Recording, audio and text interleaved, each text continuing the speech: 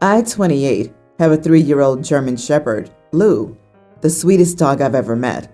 She's very cuddly and loving once she's gotten used to you. However, she was abused as a puppy and has separation anxiety. Edit. We've both been working with a professional trainer, and she's been making improvements, but leaving her home alone for more than an hour isn't possible. My brother lives 45 minutes away. It's hard to gain her trust, so getting someone to watch her on short notice is nearly impossible. The last time I visited my brother, 39, his wife, 42, stepped on Lou's tail, and quite obviously, it hurt.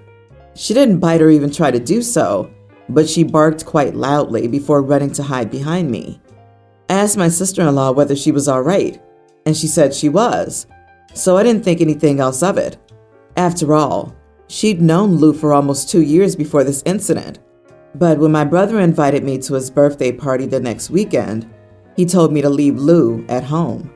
When I asked for the reason, he told me sister-in-law thought she was too aggressive to be around guests. She isn't, but it's their house, their rules, and I want to respect her wishes, so I simply called my usual dog sitter, who told me that they weren't available. Anyone else who had previously watched Lou would also be at my brother's party, so I don't have anyone to watch her.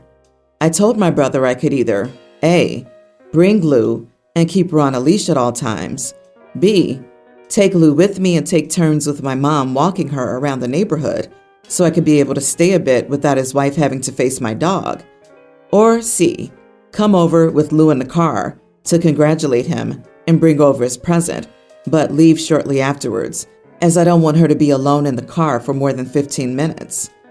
He told me he didn't like any of those options because his wife didn't want my aggressive dog on their property, in their driveway, or in their neighborhood. I apologized and told him I wouldn't be able to come at all if that was the case. He's told me he's disappointed, but especially my sister-in-law has been bombarding me with text about how I was selfish for putting my dog before my brother, and that I was an idiot of a sister to do that to him on his 40th birthday. I've proposed reasonable enough compromises, and because all of them were declined, I don't see what other options I have except for staying home. Not the idiot. Let me get this straight. Your sister-in-law hurt your dog, and he barked. Now she doesn't want him around because he's aggressive? Does she know that dogs bark as communication and not aggression? An aggressive dog would fight, not speak. This is just about your sister-in-law having her way. The dog makes people happy. It's a birthday party, not a court summons. You offered alternatives, but they said no. They shouldn't expect you to attend if they don't like any of the options you gave them. Not wanting the dog in their neighborhood is a bit over the top. Your sister-in-law has a lot to learn, starting with where to put her feet. I feel like I won't be in the majority here, but you are the idiot. I don't want dogs in my house. They shed, pee, and scratch. They're dogs. I also don't want any dogs in my yard due to my extensive flowers and vegetable gardens, bees, and chickens. All my kids have dogs as pets. They don't bring them here when they come to visit. Putting your dog first over your brother is probably very disappointing for him. It will affect your relationship, but it's your choice. I'm assuming you work from home or are independently wealthy and shop exclusively online, as you can never leave your house for more than an hour unless you get a sitter. I agree. Dog culture has gotten out of control. Why do people think they need to bring their dogs everywhere? I have dogs. I do not take them shopping, to other people's homes, or to any public venues unless they're specifically dog-friendly. You are the idiot for having had this dog for at least 2 years and getting to the point where she can't be alone for more than 15 minutes. I've had primarily rescue and abuse dogs. I get it. But you're doing this dog no favors by making her so ridiculously reliant on you. If you and your trainer haven't managed to instill enough confidence in this dog that they can be alone for a couple of hours at home over the course of 2 years, then the trainer is a garbage trainer. You have every right to not go to a party, and your brother has every right to be upset that you're choosing a dog over your brother. But please try to get some perspective here. You're setting this dog up for failure. I, 26 male, have little patience for the shows my wife, 25, likes to watch. I usually watch movies about cars and hardcore action, but my wife likes animation and fantasy. So she tried getting me into Game of Thrones, and we watched the first episode. I didn't feel like going through it, but we made it to season 2. By the first episode of season 2, I had already skipped the opening, and my wife asked why and kept saying the music was good. Finally, I got sick of her nonstop nagging about this show, so I answered, because I'm tired of this show's crappy music, and I want to get to the episode already. She asked if I wanted to watch something else, and I said yes, because I got sick of it. She put on Dexter, and I got tired of it. I asked if we could skip some episodes. She said no and said, "Why would we do that?" I said, "Because I'm tired of these boring episodes and how they barely have any value. I want to get to the interesting parts." My wife then cried and said I never seemed to enjoy anything with her. I comforted her, but I explained that I dislike the type of shows she watches, and I don't want to get dragged into them, especially since I don't drag her into my shows. She stopped crying but said I'm being uptight and rude about it. I disagreed. However, some mutual friends think I was an idiot and should have just put up with the shows. You are the idiot, my guy. When your wife's trying to watch something with you, she's trying to make a bid for connection. It's less about the show itself and more about the experience. She wants to do something she enjoys with you and have you enjoy it as well, or at least not openly denigrate her interest. Interest and taste are hugely personal things, and things like what you said to her are awful insults to someone you care about. Apologize to her. If you can't stand sitting through her shows, find something you both enjoy or can tolerate and she enjoys to watch together. Make a good faith effort to see what she likes and lift her up. But yeah, you're a major idiot for the way you responded to her. Yeah, it's all about the bids. Couples that never accept each other's bids don't do well in the long term. Admittedly, TV's not the right venue for these two, given how different their tastes are. But wow, if I shared stuff with my partner that I liked and valued as entertainment, and he called it boring and crappy and said he just wanted to get it over with, get to the good parts, I don't know if I'd ever show him something I was excited about again. Come on, can we get to the bam pow from the go pew pew pew rear already? Enough of this useless talking. OP, probably. Dude, that's your wife, your life partner. She's trying to show you something she loves in hopes of sharing that joy with you. And your response is, turn this crappy, boring show off? Jesus, you're a huge idiot. Ugh, you sound like a friend of mine. He wanted to show me The Godfather, but kept fast-forwarding through the girly parts. What were the girly parts? All the dialogue. So I guess I still haven't seen The Godfather. Even though we watched it his way several times, I've yet to learn what the plot is. You're so rude and dismissive. You act like you were insulted by those shows, which are quite entertaining and action-packed. Those shows are fine for the most part, but it sounds like you don't like your wife. I, 30 male, am an alum of Oklahoma State University. I want to attend the Oklahoma State at Arizona State football game this fall. However, the game is on the same day as my wife's 30th birthday. My wife is very big into birthdays, and this is a big milestone birthday. My mother-in-law has approached me about throwing a party for her and wants it on her birthday, which is the same day as the game. I've told her I may be out of town, which she's appalled at. She asked me if my wife knew, and I told her we had discussed it. I want to go, but she doesn't want me to. I told her we could celebrate together before or after the trip. She wasn't keen on that idea. My best college friend, who went to OSU, lives in Scottsdale and has a house. A few other buddies are planning to go. A few spouses may go, but she wasn't interested when I broached the topic with my wife.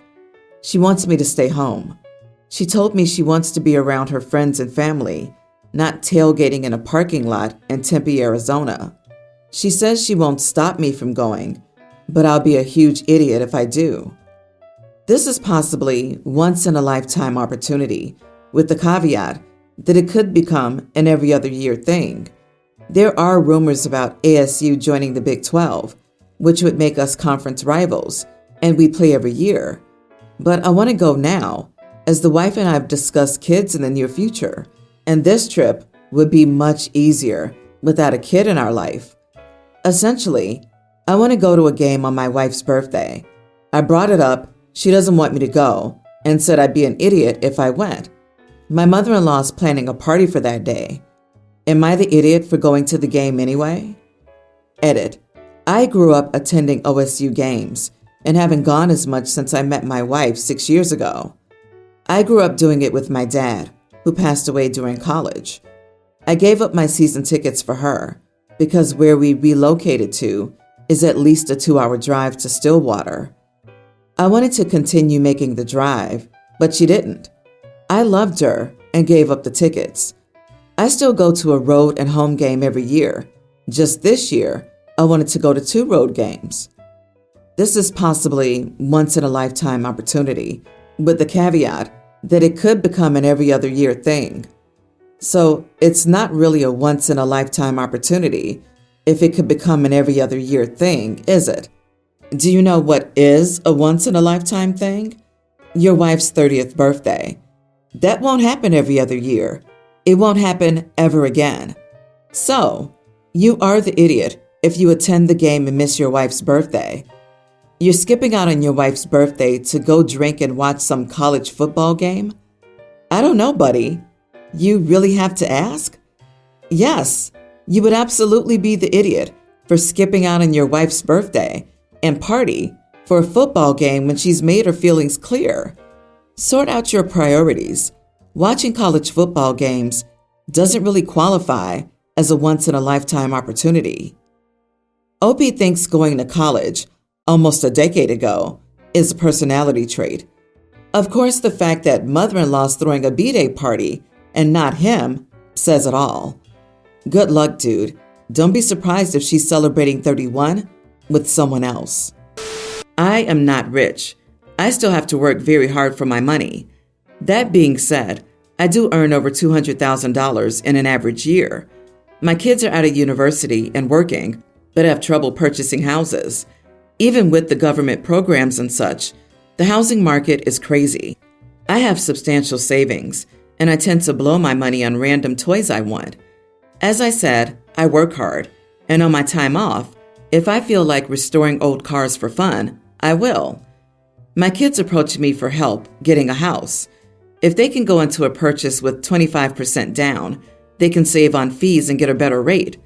I thought about it and agreed to lend them the money in return for equity in the purchase. For example, if my daughter buys an $800,000 house and I lend her $200,000, I own a fourth of the house. If she sells it for $1 million, then I'd get $250,000 back, since I would own 1/4 of the equity. She said I was being ridiculous and an idiot for not just giving her the money, or at least having it be an interest-free loan. My son took up my offer and bought himself a moderate home. Between a first-time home buyers program, my investment, and his partner's savings, we bought a house for them with almost a 50% down payment. My daughter's still calling me an idiot for taking advantage of her brother and will buy a condo that she can afford. Am I the idiot?